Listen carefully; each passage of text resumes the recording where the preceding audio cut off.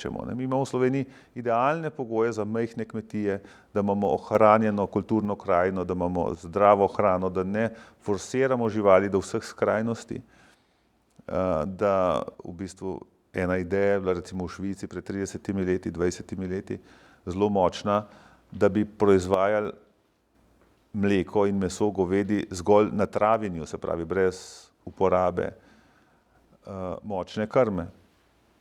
Tukaj imamo cel kup možnosti, ampak kljub vsemu smo na koncu na globalnem trgu, kjer naš kmet v enih omejenih okoliščinah pridelave dejansko v bistveno težjih pogojih kot velike farme po svetu konkurira na globalnem trgu.